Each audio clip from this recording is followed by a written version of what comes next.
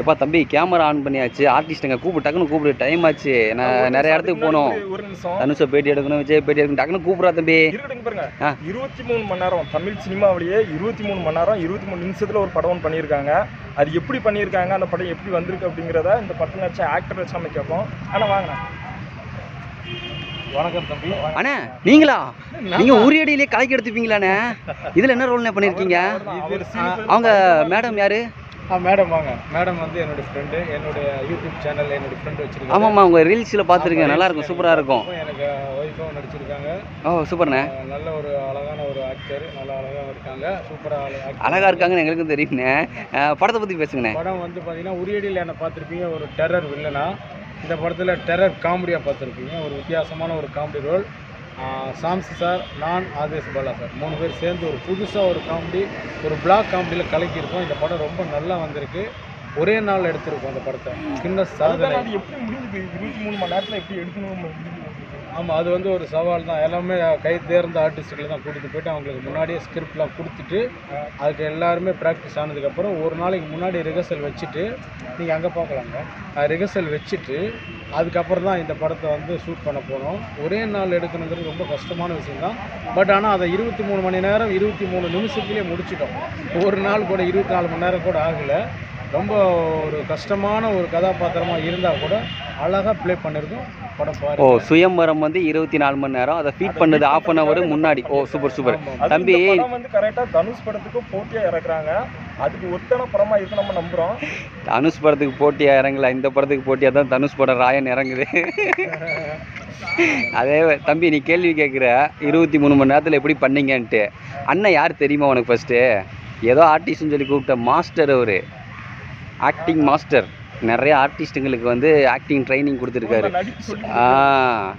தமிழில் சொல்லணும்னா நடிப்பு வாத்தியார். ஓகேவா? விஜய் சேது வந்து வெறும் வாத்தியார், விடுதலை இல்லை. இவர் வந்து ஆக்டிங் வாத்தியார், நடிப்பு வாத்தியார்.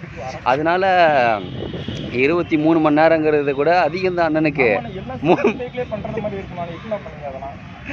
ஆல்ரெடி நாங்கள் ஃபுல்லாக ப்ராக்டிஸ் பண்ணிவிட்டோம். டைலாக் ஸ்கிரிப்ட் 1 வீக் முன்னாடியே கொடுத்ததுனால அந்த டைலாக்ஸ் எல்லாமே மைண்டில் ஏற்றினதுக்கப்புறம் பார்த்தீங்கன்னா ஷூட்டிங் ஸ்பாட்டில் எல்லாமே சிங்கிள் டேக்கில் அடிக்கலாம்.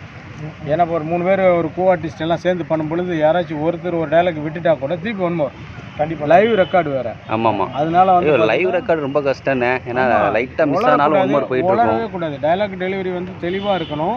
ஆமாம், ஏன்னா திருப்பி நம்ம டப் பண்ணுறது இல்லை. கண்டிப்பாக லைவாக அந்த டைலாக் டெலிவரி பேசும்பொழுது கூட அந்த வார்த்தைகள் மிஸ் ஆகாமல் பேசணும். அது ரொம்ப நல்லா அழகாக தெளிவாக எனக்கு சாம்சி சாரும் ஆதேஷ் பாலா சாரும் சொல்லி கொடுத்தாங்க. இப்படிலாம் பண்ணுங்கன்னு. நம்ம ஒரு வாத்தியாராக இருந்தால் ஆமாம், அது ஒரு டீமாக வந்து ஒரு சின்ன ஆர்டிஸ்ட்டோ பெரிய ஆர்டிஸ்ட்டோ பக்கத்தில் இருக்கவங்க ஒன்று சொல்கிறாங்க, அதை நம்ம கேட்டுக்கணும். நீங்கள் சொல்கிறது அவங்க கேட்டுக்கணும், அவங்க சொல்கிறத நீங்கள் கேட்டுக்கணும். அதான் ஒரு டீம் ஒர்க். எப்போ நம்ம இன்னொருத்தவங்க சொல்கிறத கேட்டுக்குவோம். நம்ம சொல்கிறது யாரும் கேட்குறாங்களோ என்னமோ தெரியாது. அதனால நம்ம உங்களோட எண்ணங்கள் எல்லாமே எங்களுக்கு தெரியும்ண்ணே.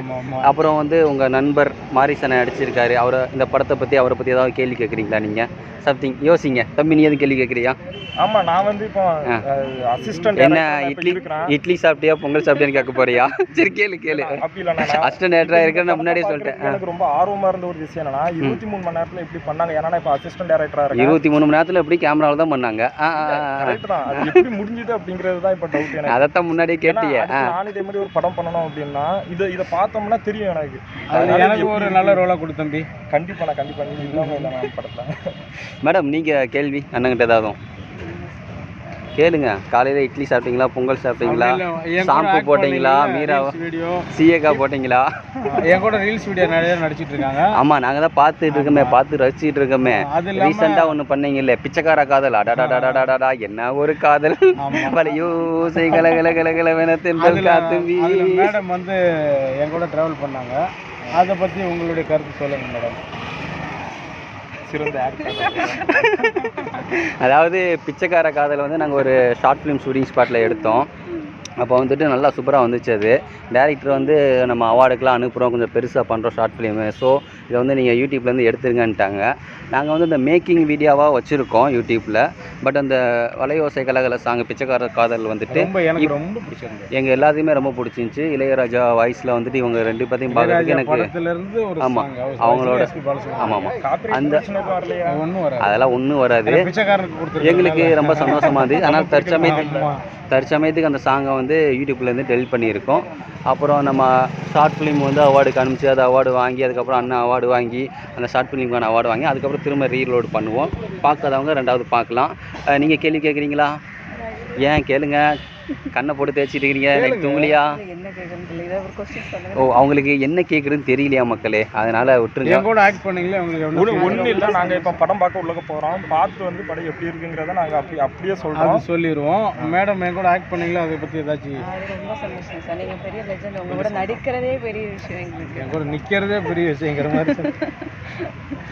ரொம்ப ஹாப்பி சார், சந்தோஷம். ஓ நிற்கிறது பெரிய விஷயம்னா உட்காந்துருங்களேன். ஓ சேர் இல்லையா? Okay okay okay, thank you thank you thank you thank you.